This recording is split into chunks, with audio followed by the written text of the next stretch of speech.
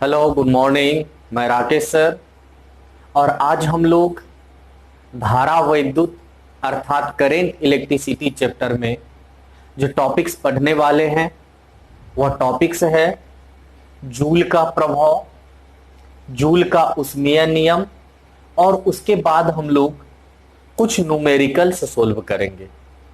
तो आज हम लोग क्या क्या पढ़ने वाले हैं? जूल का प्रभाव, जूल का ऊष्मीय नियम और कुछ न्यूमेरिकल्स। तो सबसे पहले जान लेते हैं कि यह जो जूल का प्रभाव है यह है क्या। जूल का प्रभाव को हम लोग वैद्युत धारा का ऊष्मीय प्रभाव भी कहते हैं। तो वैद्युत धारा का ऊष्मीय प्रभाव या जूल का प्रभाव एक ही बात हुआ। वैद्युत धारा का ऊष्मीय प्रभाव लिखे या जूल का प्रभाव लिखे, बात एक ही है। हीटिंग इफेक्ट ऑफ करेंट और जूल्स इफेक्ट इसे इंग्लिश में लिख सकते हैं। अब क्वेश्चन आता है कि वैद्युत धारा का ऊष्मीय प्रभाव या जूल का प्रभाव है क्या। हम लोग अपने घर में कुछ उपकरण देखते होंगे, जैसे इलेक्ट्रिक आयरन है। इलेक्ट्रिक आयरन में क्या होता है, तो जब हम लोग उस आयरन को प्लग में जोड़ करके ऑन करते हैं तो कुछ देर बाद वह गर्म हो जाता है। आखिर यह कैसे गर्म होता है?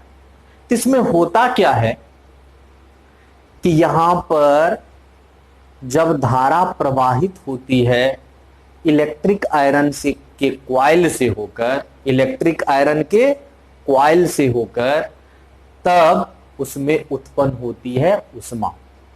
उसी प्रकार हम लोग गीजर का उपयोग करते हैं पानी को गर्म करने के लिए।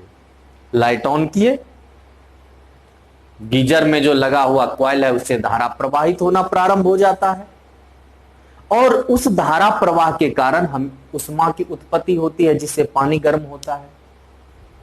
इलेक्ट्रिक हीटर है, इलेक्ट्रिक बल्ब है, वैद्युत बल्ब, फिलामेंट वाला। एलईडी बल्ब का बात तो हम नहीं कर रहे हैं, फिलामेंट वाला। उसमें जो फिलामेंट लगा होता है वह एक प्रतिरोध है। जब उससे धारा प्रवाहित होती है तो ऊष्मा में बदलता है और उससे हमें प्रकाश प्राप्त हो जाती है, रोशनी प्राप्त हो जाती है। तो इस प्रकार हम लोग देख रहे हैं कि अगर किसी प्रतिरोध से धारा का प्रवाह होता है तो उसमें ऊष्मा की उत्पत्ति होती है और इसी को हम लोग कहते हैं जूल का प्रभाव या वैद्युत धारा का ऊष्मीय प्रभाव।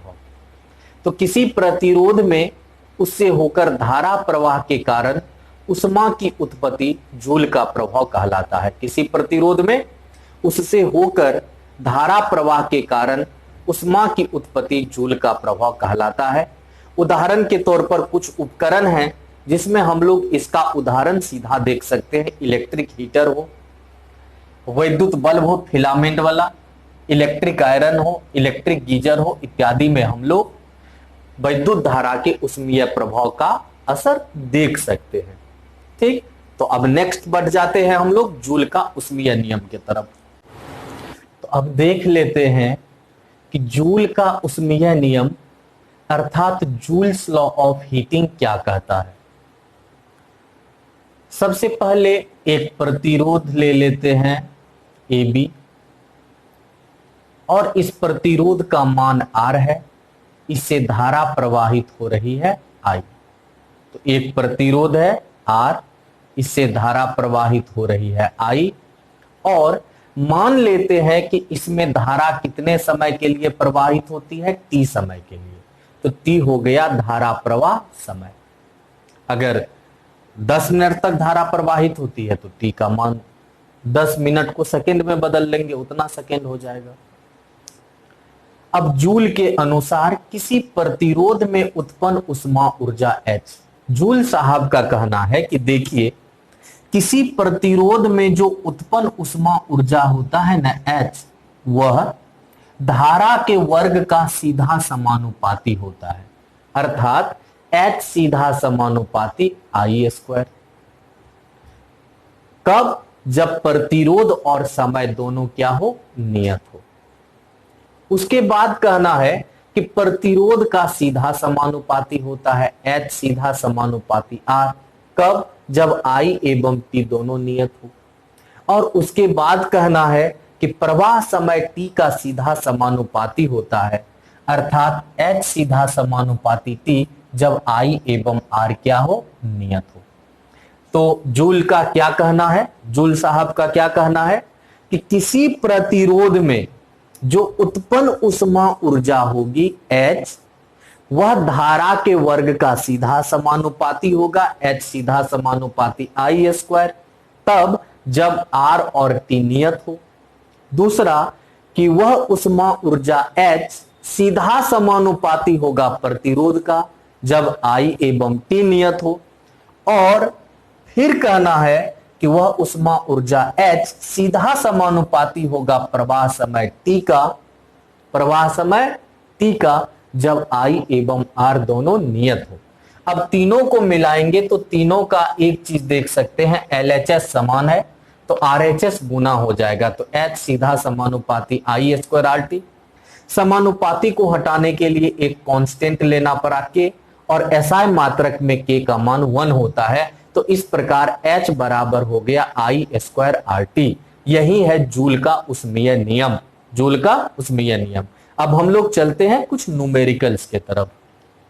तो अब हम लोग चलते हैं इस सवाल के तरफ, इस न्यूमेरिकल के तरफ। इसमें एक परिपथ है, वैद्युत परिपथ। इसमें एक सेल है जिसका EMF 15 वोल्ट है, आंतरिक प्रतिरोध 0.5 ओम है, साथ साथ इसमें कुछ और प्रतिरोध को दिखलाया गया है। तो यह सेल जिसका EMF 15 वोल्ट या आंतरिक प्रतिरोध है सेल का, जिसका मान 0.5 ओम दिया गया है, और अन्य जो भी प्रतिरोध इसमें लगा हुआ है वह चित्र में दिखलाया गया है। अब हमें ज्ञात क्या करना है? तो दिए गए परिपथ में धारा का मान तथा 6 ओम प्रतिरोध में व्यय शक्ति ज्ञात करें। तो हमें इस परिपथ में धारा का मान ज्ञात करना है प्रत्येक प्रतिरोध से। इसमें कितना धारा, इसमें कितना धारा, इसमें कितना, इसमें कितना, इसमें कितना, इसमें कितना, धारा का मान ज्ञात करना है। और साथ साथ हमें ज्ञात करना है व्यय शक्ति। किसमें? इसमें। इसमें कितना शक्ति व्यय होता है, खर्च होता है, वह ज्ञात करना है। अब इसे ज्ञात करने के लिए हम लोगों को किरचॉफ का नियम जो पढ़े थे वह याद होना चाहिए, और किरचॉफ का नियम के बाद जो चिन्ह परिपाटी पढ़े थे वह भी याद होना चाहिए। तो किरचॉफ का नियम में पढ़े थे कि अगर कोई बंद परिपथ हो, कोई बंद परिपथ हो, तो कुल विभवांतर हो जाता है 0। किसी बंद परिपथ में कुल विभवांतर 0 होता है। और दूसरा पढ़े थे कि अगर यह कोई सेल है, इसमें यह निगेटिव इलेक्ट्रोड या पॉजिटिव इलेक्ट्रोड है, तो जब ऐसे जाते हैं निगेटिव से पॉजिटिव इलेक्ट्रोड की ओर, तब EMF लेते हैं पॉजिटिव। लेकिन अगर यही सेल हो सॉरी बच्चों, अगर यही सेल हो या पॉजिटिव इलेक्ट्रोड या निगेटिव इलेक्ट्रोड, अगर पॉजिटिव से निगेटिव इलेक्ट्रोड की तरफ आते हैं तब EMF निगेटिव लेते हैं। पढ़ा चुके हैं ना कि अगर हम लोग सेल के निगेटिव इलेक्ट्रोड से पॉजिटिव इलेक्ट्रोड की ओर जाएंगे तो EMF पॉजिटिव लेना है, अगर सेल के पॉजिटिव इलेक्ट्रोड से निगेटिव इलेक्ट्रोड की तरफ आएंगे तो EMF निगेटिव लेना है। और दूसरा यह भी बतलाए थे, अगर कोई प्रतिरोध हो R, इससे धारा प्रवाहित हो I, तो जब धारा की दिशा में चलते हैं तो विभवांतर लेते हैं -RI, और धारा के विपरीत चलते हैं तब विभवांतर लेते हैं +RI। तो जब किसी प्रतिरोध को हम लोग पार कर रहे होंगे, क्रॉस कर रहे होंगे, तब अगर धारा की दिशा में चलेंगे तो विभवांतर -RI लेना है, और धारा के विपरीत चलेंगे तो विभवांतर +RI लेनी है। ठीक, इसी नियम पर इस सवाल को हम लोग सोल्व कर लेंगे। आसान है,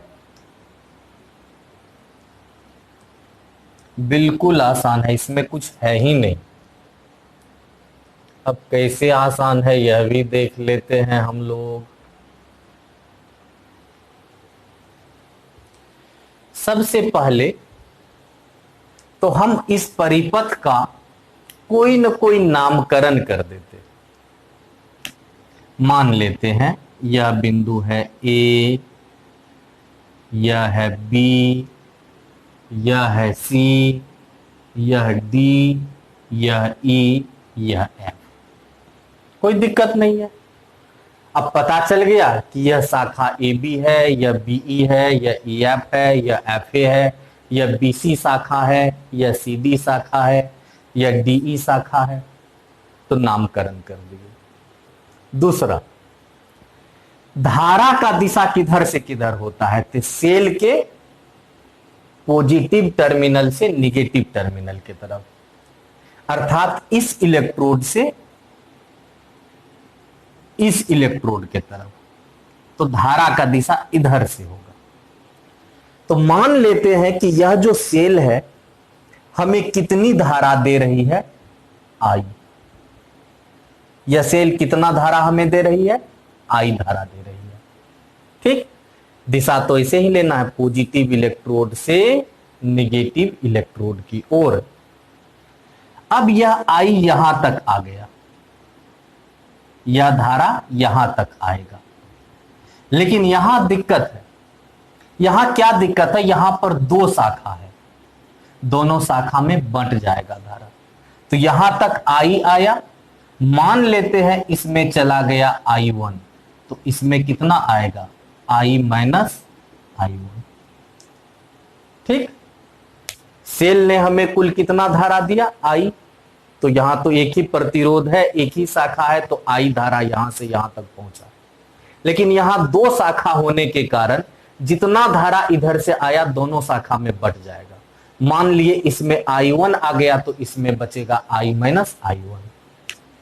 यही I माइनस I1 इसमें भी रहेगा,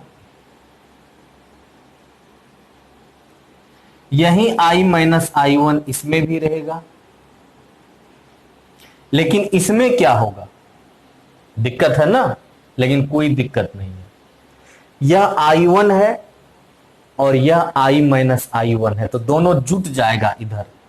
यह I1 आ रहा है, यह I माइनस I1 आ रहा है, तो दोनों को जोड़ देंगे तो हो जाएगा I1 plus I minus I1। यह हो गया I, मतलब इसमें I धारा प्रवाहित हो रही है और यही I यहां भी गुजरेगा। तो इसमें I, इसमें I1, इसमें I माइनस I1, इसमें I माइनस I1, इसमें I माइनस I1, और यहां आकर के यह धारा और यह धारा जुट गया तो हो गया I1 plus I minus I1, I1 cancel, तो I। अब आगे बढ़ चलते हैं हम लोग। अब सवाल सोल्व करना है। तो सवाल सोल्व करने के लिए यहां पर हमें दो परिपथ है। एक परिपथ है, इसे पहला परिपथ मान लेते हैं और इसे दूसरा परिपथ मान लेते हैं। तो यहां परिपथ एक या परिपथ दो, दोनों परिपथ में हमें लागू करना है बंद पास का नियम, किरचॉफ के बंद पास का नियम। मतलब कि कुल विभवांतर का योग शून्य होगा, इसमें भी कुल विभवांतर का योग शून्य होगा। ठीक, अब क्वेश्चन हमारे पास यह आता है कि ठीक है कुल विभवांतर का योग शून्य होगा, तो हम लोग ऐसे चलना प्रारंभ करें या ऐसे चलना प्रारंभ करें? तो यह निर्भर करता है हमारा मर्जी पर कि हम ऐसे घूमना अच्छा लगता है या ऐसे घूमना अच्छा लगता है। अर्थात क्लॉकवाइज घूमने में ज्यादा आनंद आता है कि एंटी क्लॉकवाइज घूमने में ज्यादा आनंद आता है, यह हम पर निर्भर करता है। ठीक, तो कैसे घूमे? क्लॉकवाइज घूम जाए या एंटी क्लॉकवाइज घूम जाए, आंसर में कोई परिवर्तन आने वाला नहीं है, वही आएगा। ऐसा करते हैं, क्लॉकवाइज ही घूम जाते हैं, ऐसे ऐसे। क्लॉकवाइज। अब क्वेश्चन आता इसमें भी क्लॉकवाइज घूम जाते, क्या फर्क पड़ेगा, आंसर में तो कोई परिवर्तन आएगा नहीं। तो इसमें भी क्लॉकवाइज घूम जाएंगे, इसमें भी क्लॉकवाइज घूम जाएंगे, लेकिन हाँ दोनों परिपथ का डिस्कशन अलग अलग करना है। तो पहले हम लोग किसका डिस्कशन कर ले, ए बी ई एफ, ए से बी, बी से ई से एफ, एफ से ए। ठीक, तो लिखेंगे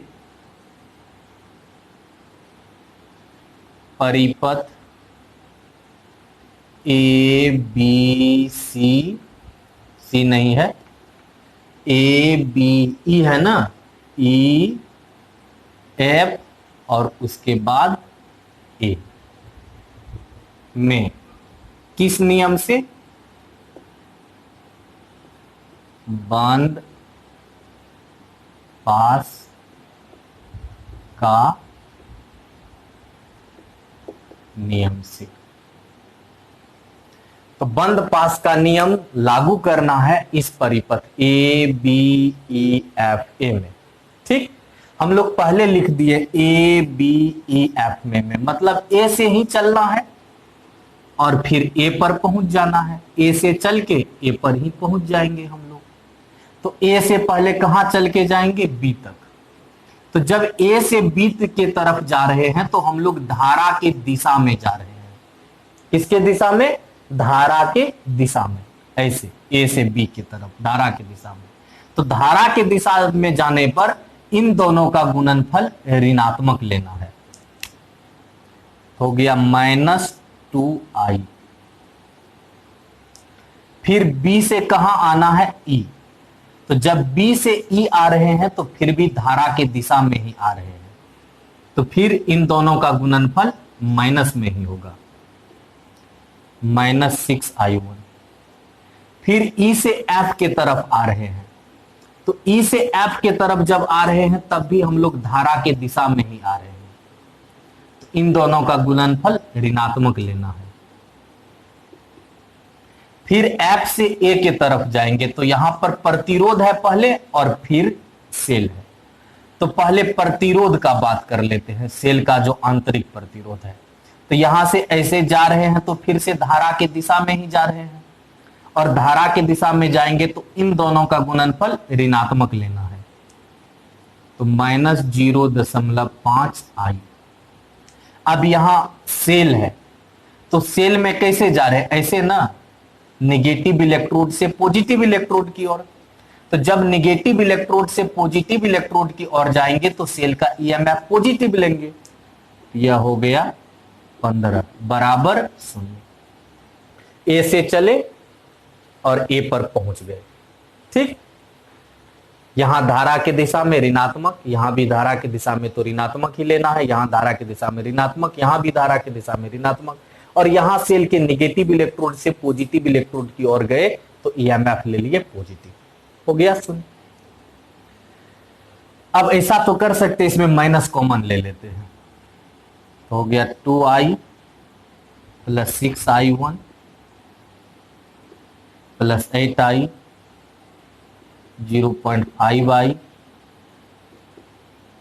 0। अब जो जुटने वाला है उसे जोड़ देने में क्या हर्ज है, यह जुट जाएगा, तो 8 2 10, यह हो गया 10.5i, अब प्लस यह कितना है 6i1 इक्वल्स 15 कर देते हैं। अब 2 से मल्टीप्लाई कर देते हैं, 2 से, यह हो गया 21i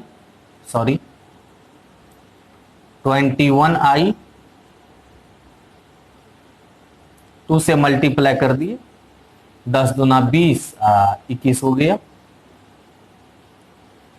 प्लस 12i1। इसमें कुछ कॉमन आने वाला है 3,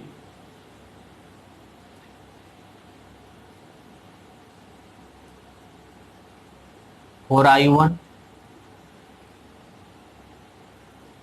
नहीं आएगा कॉमन, 7i हो गया, 4i1 हो गया इक्वल्स 30 हो गया 10, यह हो गया 7i प्लस 4i1 बराबर 10। इसे मान लेते हैं समीकरण 1। कोई कंफ्यूजन नहीं, कोई समस्या नहीं। अब दूसरा परिपथ है B C D E F.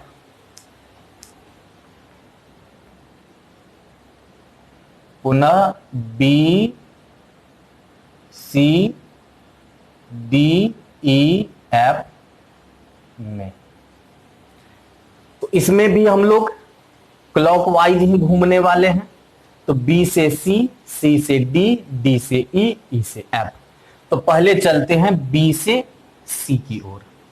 तो बी से सी की ओर जो जा रहे हैं तो धारा के दिशा में जा रहे हैं, और धारा के दिशा में जाएंगे तो इन दोनों का गुणनफल क्या होना चाहिए? ऋणात्मक। तो -7i -i1। फिर सी से डी की ओर आ रहे हैं, तो यहां भी धारा के दिशा में ही आ रहे हैं, तो इन दोनों का गुणनफल ऋणात्मक लेना होगा। तो -1i -i1। फिर हम लोग डी से ई की ओर आ रहे हैं, तो डी से ई की ओर आ रहे हैं तो धारा के दिशा में आ रहे हैं, फिर दोनों का गुणनफल ऋणात्मक लेना है। तो -10i -i1। अब ई से किधर जाना है? बी के तरफ। यहां बी है ना, एफ लिख दिए तो गड़बड़ हो गया। तो बी से सी, सी से डी, डी से ई, ई से बी। बी से सी, सी से डी, डी से ई, ई से बी। ठीक, बी, एफ नहीं बी। तो ई से बी की ओर जो जा रहे हैं तो यहां धारा के विपरीत जा रहे हैं। ई से बी की ओर जो जा रहे हैं धारा के विपरीत, तो इन दोनों का गुणनफल पॉजिटिव लेना है।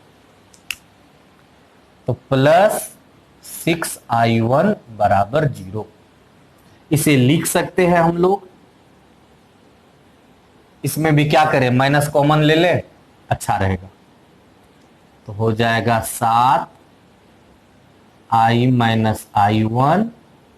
1 लिखते नहीं है हम लोग। i1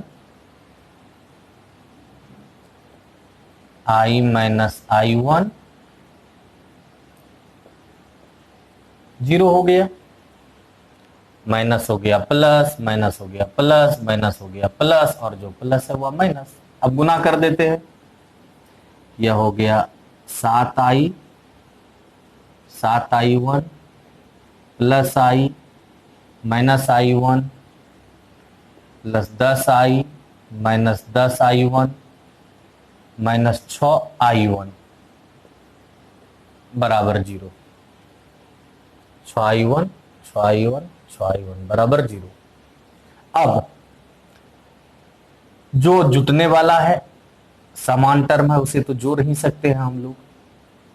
तो हम लोग देख रहे हैं कि यहां 7i है, यहां एक i है, और यहां 10i है ना, 10 इंटू आई 10i। तो 7 1 8 10 18 18i -7 -1 -8 -10 -18, और यहां तो माइनस था प्लस कैसे हो गया, और -6i1। तो -7i1 -1i1 -8i1 -10i1 -18i1 -6i1, यानी -24i1। शून्य, यही न होगा। 7 1 8 10 18, 7 1 8 10 18 6 24 -24i1 बराबर 0। इसमें क्या कॉमन आ सकता है? इसमें भी कुछ ना कुछ कॉमन आएगा, 6 कॉमन आ जाएगा। 3i अब 4i1 बराबर 0। इसे समीकरण मान लेते हैं 2। ठीक, अब समीकरण 1 और 2 को अगर हम लोग जोड़ दें, किसे किसे जोड़ दें?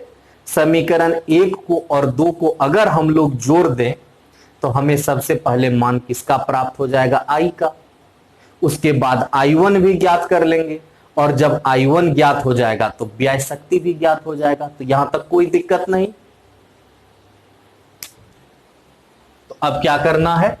समीकरण 1 और 2 को जोड़ देना है।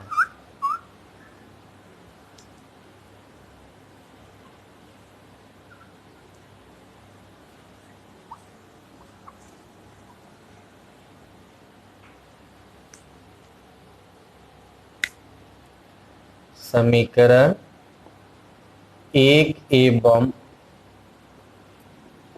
2 को जोड़ने पर समीकरण 1 कितना था? 7i प्लस 4i1 बराबर 10, और समीकरण 2 कितना है? 3i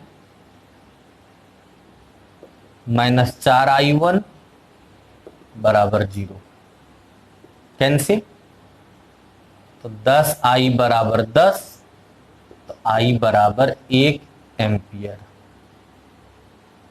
एक आंसर आ गया।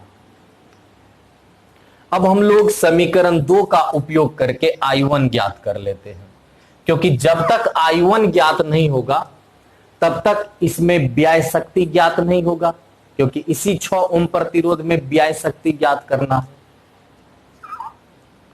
तो ब्याज शक्ति ज्ञात करने के लिए हमें समीकरण 2 का सहारा लेना पड़ेगा। तो समीकरण 2 है क्या? 3i माइनस 4i1 बराबर 0। तो लिखेंगे समीकरण 2 से, समीकरण 2 क्या है? 3i माइनस 4i1 बराबर 0। i का मान कितना रखना है? यहां 1, तो 3 गुनी 1 माइनस 4i1 बराबर 0। तो 3 माइनस 4i1 बराबर 0, तो 4i1 बराबर 3, तो i1 बराबर हो गया 3/4। अब जो हमें ज्ञात करना है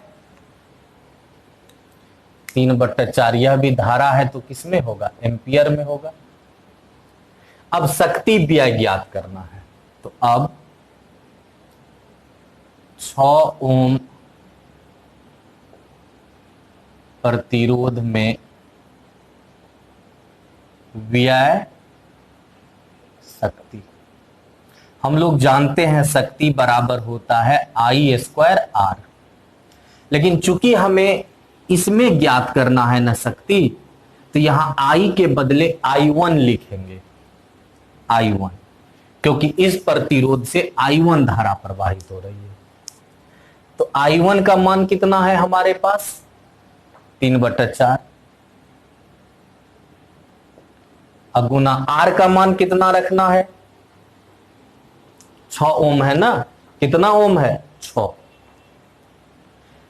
अब इसे हम लोग कैलकुलेट कर लेंगे तो यह आ जाएगा 3.375 वाट।